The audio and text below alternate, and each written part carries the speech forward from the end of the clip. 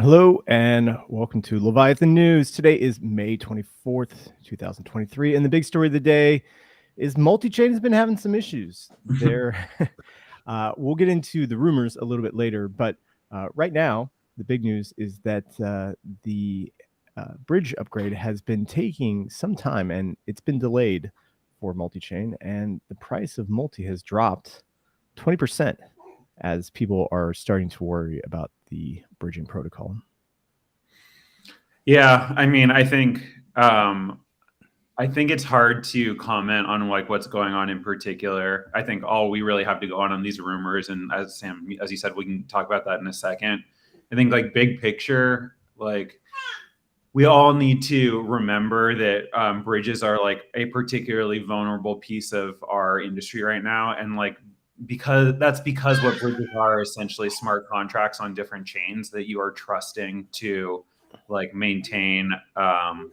New host. Yes. They're trusting to maintain like consistent balances across chains, and like that is extremely centralized, extremely like young, and I don't know.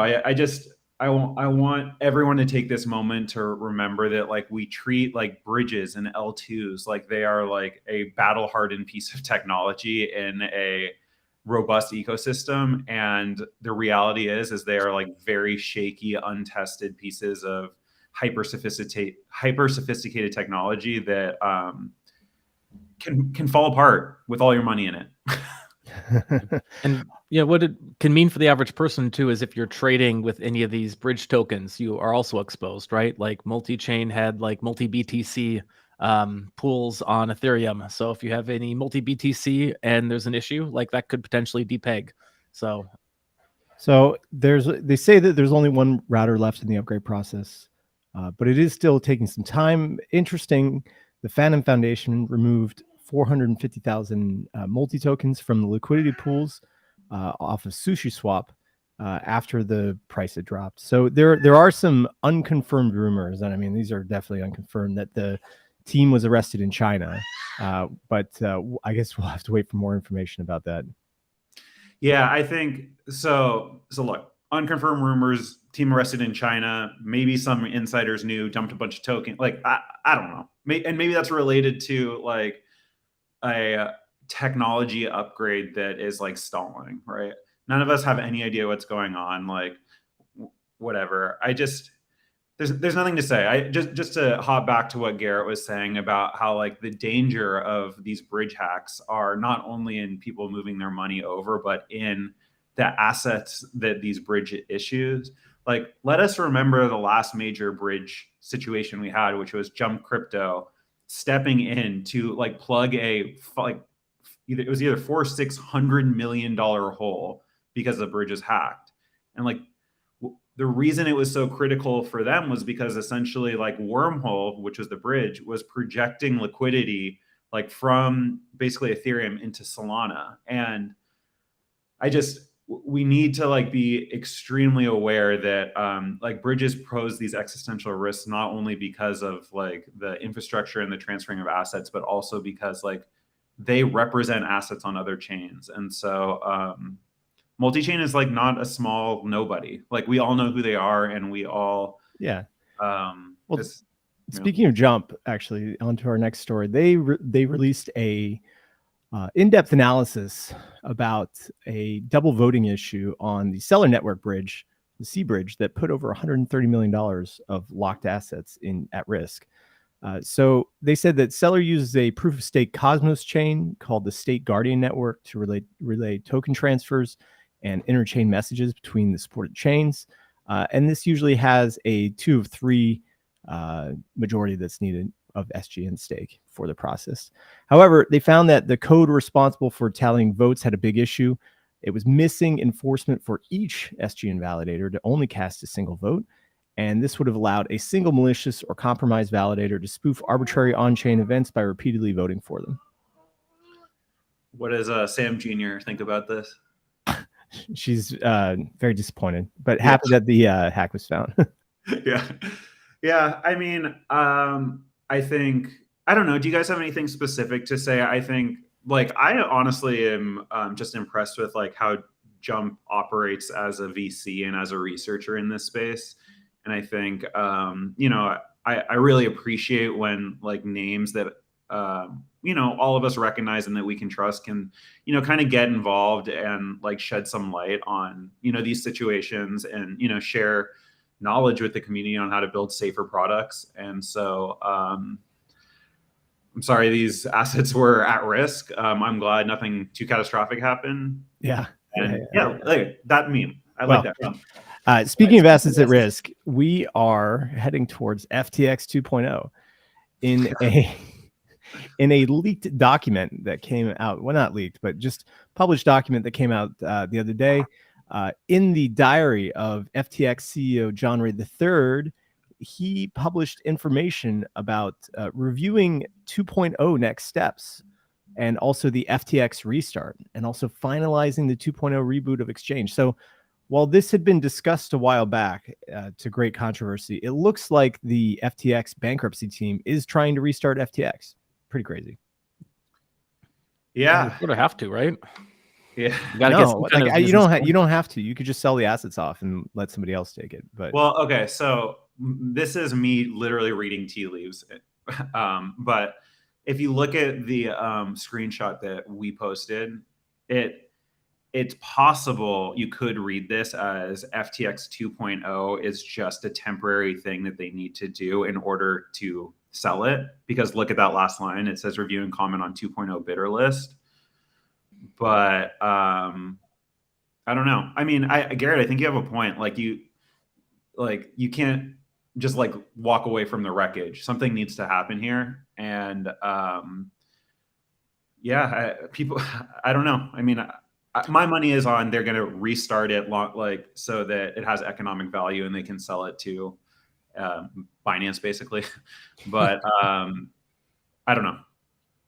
yeah, it would be probably not in the best interest of all the creditors to have this restart, because it essentially becomes a startup then, right? You don't know if it's going to work or not, and then they're spending money on running the thing, and that money could just go back to creditors when, you know, so maybe they're trying to sell it, maybe they're trying to restart it. We'll find out more as the time comes, but this is definitely an interesting break in the FTX case. So also this week we had Coinbase launching their wallet as a service, and this is actually pretty cool. It's reminiscent of another project called Magic, I believe, where with simple API integration, you can integrate a crypto wallet into any website that allows for access just using a email address. It's cool, but do they have a recovery service where I could shard my private key into 3 components, send it to 3 different companies, and recover it? Because I'd pay like $10 a month for that. With Coinbase, you just use a password, and the password is on 65 dark websites already, so you're good. You don't have to pay extra for that. Oh, okay, even better. Yeah. Yeah, I mean, on a slightly more serious note, like obviously, like these kinds of services are not particularly interesting to the 3 of us or really anyone listening to this stream, but I'm all for just like ease of use and like quality of life stuff for non-advanced people. And I just see this stuff as like kind of lubricating the runway or the entry points for retail when the next bull cycle starts. Oh, I agree. I'm a big fan of Coinbase. Like, I got my parents onboarded there when they ask questions about crypto, right? Like, it's so easy and familiar for them. When my parents ask questions, I just do it for them. Well, I still had to do it for them a bit, even though it's like the onboarding process is like, yeah, what's your social security number? I don't know. Yeah. And why do you need my help typing that in? Come on. And I do trust Google to maintain the safety of people's email addresses. Like, it is quite hard to get. I mean, you have to give information out from your Google account to get hacked. I mean, you know, it weirdly happened to my wife the other day where like she got contacted by somebody. She was selling something on like Facebook Market, and then they contacted her. They're like, okay, we're going to send you a code. Like, can you like give us the information when we receive it, just so we can make this transfer? And then they tried to reset her Google account. You know, you get that message and they're like, what's the code? What's the code? What's the code? What's the code? And like, it freaked her out enough that she didn't do anything and just like blocked them. But I'm sure like that's pretty much the only way that you can lose your Google account in the current moment. Yeah, I think this is like slightly off topic for what we're talking for our area of expertise, but I do think that the reality for like 99.99% of hacks is social engineering and like people just making kind of like silly mistakes that broke the technology that like totally works.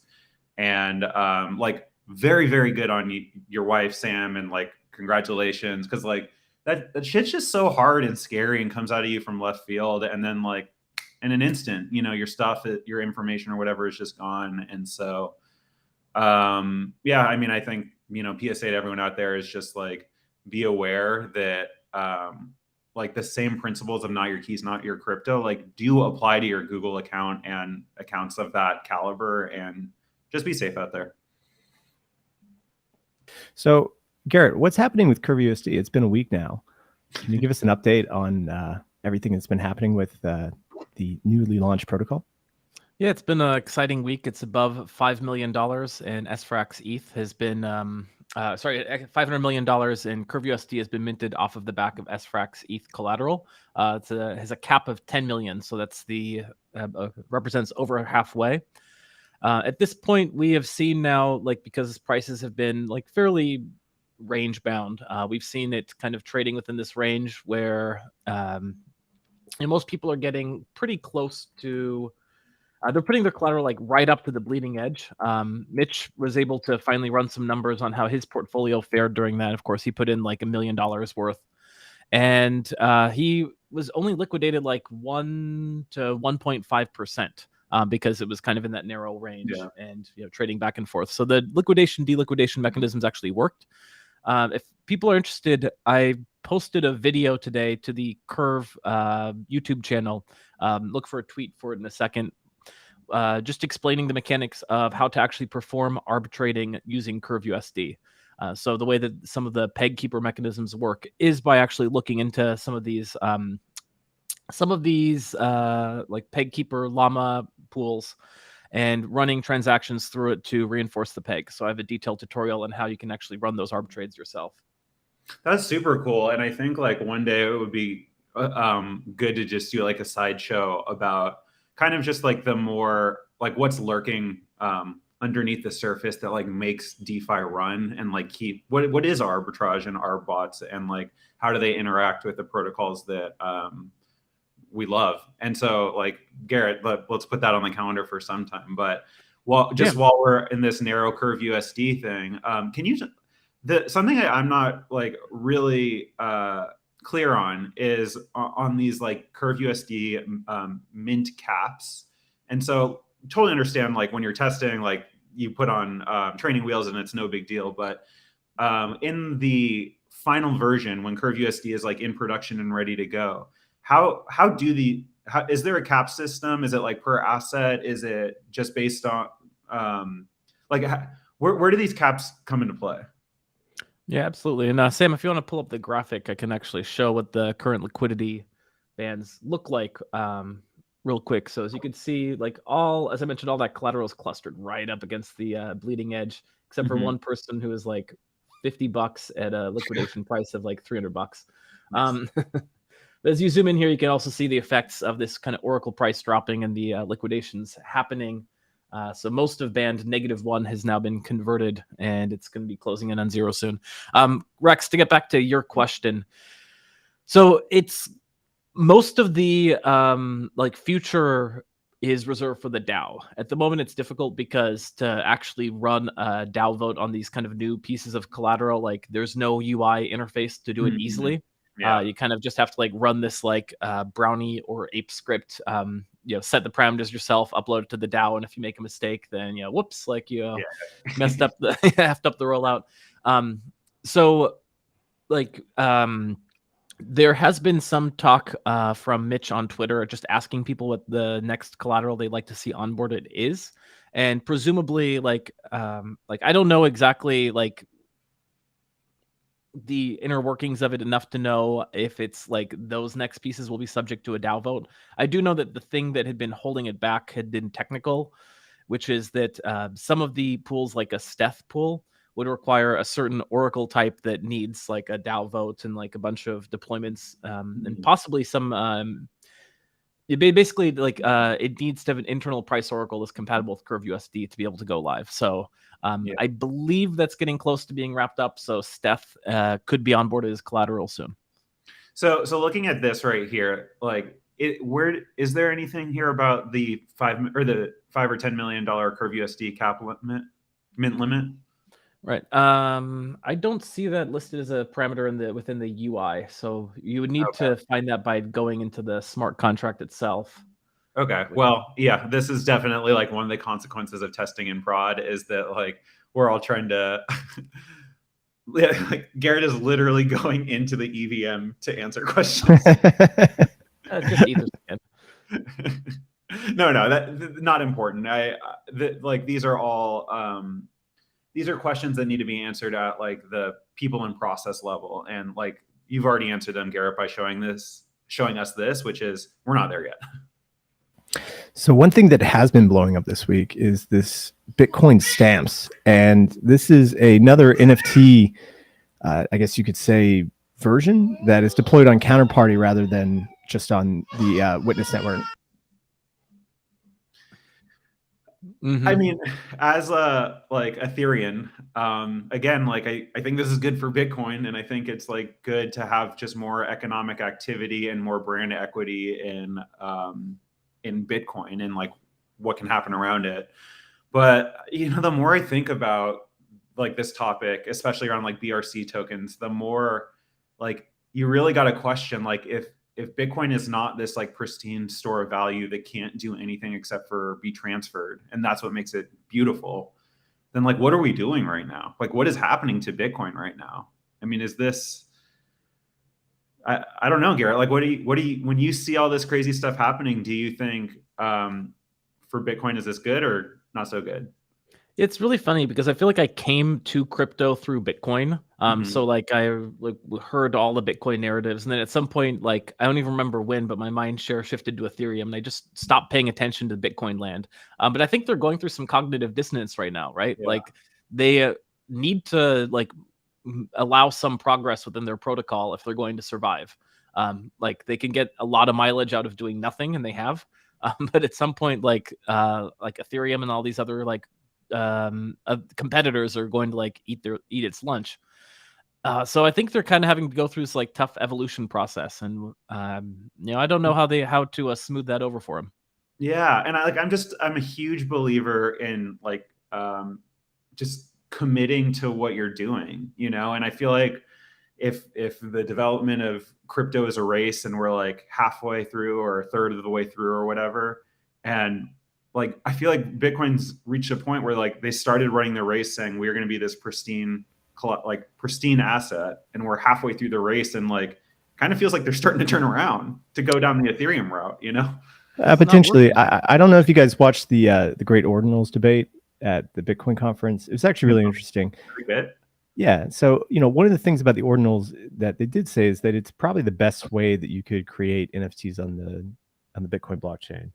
But these new stamps, they're actually run on Counterparty. And so while the ordinal information can be pruned out and not be kept on your UTXO set, these stamps are a part of the UTXO set and definitely provide more data that a full node would have to keep. So, yeah. Wait, got it. So I misunderstood when you introduced it. So you're saying that ordinals are inscribing their data to the Taproot system, which is part of Bitcoin, but is not part of the core protocol, the base protocol. And these new bit stamps are actually inscribing data into what we think of as Bitcoin. Yeah, exactly. So Bitcoin stamps are actually on Counterparty. So it's an NFT. It's like ERC 155, I believe is what they said it was. And these NFTs are then using the Counterparty system to inscribe, not inscribe themselves, but to be created, right? While everything that's happening with the ordinals is using the witness data that was included with SegWit to put that data there. And so a full node doesn't have to keep the SegWit data. They can prune that off. And that can, just be something that they keep somewhere else. But all of these Bitcoin stamps actually are added to the UTXO set. Got it. Yeah. I mean, I think the conversation that Garrett and I still stands, which is like, if you believe as an Ethereum, like this is good for the economic activity of Bitcoin, but it does like draw into a lot of questions like the mnemonic purpose and like what was Bitcoin? What is Bitcoin? And so I don't know. I mean, welcome to the brave new world. And I don't know what this means, but yeah, well, like I'm glad that people are like really grappling with these existential issues.